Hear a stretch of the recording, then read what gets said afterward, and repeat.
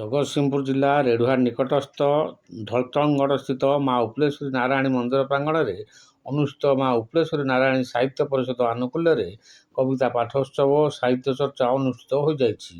ବହୁ ଲବ୍ଧ ପ୍ରତିଷ୍ଠିତ କବି ଯୋଗ ଦେଇ ସ୍ୱରଚିତ କବିତା ପାଠ କରିଥିଲେ। ଇତି ଅବସରରେ ବିଶିଷ୍ଟ କବି ଓ ବରିଷ୍ଠ ନାଗରିକମାନଙ୍କୁ ସମ୍ବର୍ଦ୍ଧିତ କରାଯାଇଥିଲା। ଏହି ସମାବେଶରେ ସବ୍ୟସାଚୀ ତ୍ରିପାଠୀଙ୍କୁ ଅଲେଖ ଦ୍ୱିବେଦୀ ସ୍ମୃତି ସମ୍ମାନରେ ସମ୍ମାନିତ କରାଯାଇଥିଲା।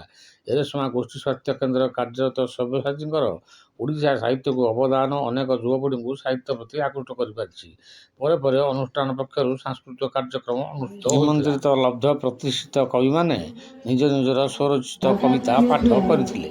ତୁମକୁ ପାଇବା ପାଇଁ ନୟନରେ ଚାହିଁବେ ଥରେ ଧନ୍ୟ ହୁଅନ୍ତା ମୋ ଭାଗ୍ୟ ତୁମ ଭରସାରେ ଆହୁରି ଶରଧାରେ ଡାକିଥିଲେ ମତେ ସର୍ବେ ବିଷଣ ବିଷଣ ଚାରି ଥରରେ ପାସ୍ ନୂଆ ପିଢ଼ିର ଆଗମନେ ସବୁ ନୂତନ ମଣିଷ ମଣିଷକୁ ଚିହ୍ନି ନଥାଇ ସମ୍ଭାଷଣ ଭାବର ଆଦାନ କରିବାକୁ ଯଦି ତୋ ମନରେ ଅଛି ଏମିତି ଜାଣିନା ତୁ ମୋତେ ଜାଣୁଛୁ।